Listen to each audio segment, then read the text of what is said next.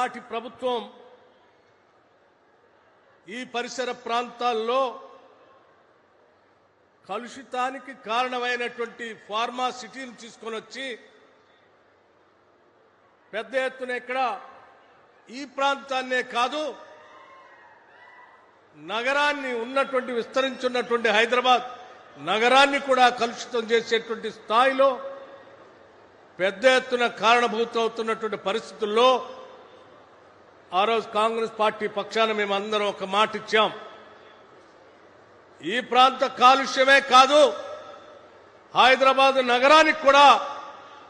కాలుష్యాన్ని రానియకుండా ఆపుతాం, అడ్డుకుంటాం. కాలుష్యం లేనటువంటి గ్రీన్ ఫార్మాని, కాలుష్యం లేనటువంటి ఇతర పరిశ్రమలు తీసుకొని వచ్చి ఈ ప్రాంత అభివృద్ధికి పెద్ద ఎత్తున దోహదపడతామని చెప్పాం. చెప్పినట్టుగానే ఈనాడు రాష్ట్ర ప్రభుత్వం గౌరవ ముఖ్యమంత్రి గారు ఇండస్ట్రీ శాఖ మార్చులు పెద్ద ఎత్తున ఆలోచన చేసి ఈ ప్రాంతంలో కలుషితం కాకుండా ఉండటం కోసం గ్రీన్ ఫార్మా, గ్రీన్ ఎనర్జీ, అలాగే ఈ గ్రీన్ ఫార్మా వ్యవస్థకు సంబంధించినటువంటి సంస్థలు పెద్ద ఎత్తున ప్రపంచవ్యాప్తంగా ఇక్కడ పెట్టుబడులు పెట్టడానికి తరలి వచ్చినప్పుడు ఆ పరిశ్రమలు విస్తరించడానికి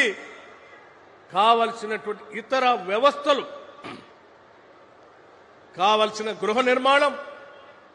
ఉద్యోగ వ్యవస్థలో పనిచేసేటువంటి కార్మికులు ఇక్కడ ఉంటే వాళ్ళకు కావలసిన విద్యకు సంబంధించిన పాఠశాలలు, వారికి సంబంధించిన కళాశాలలు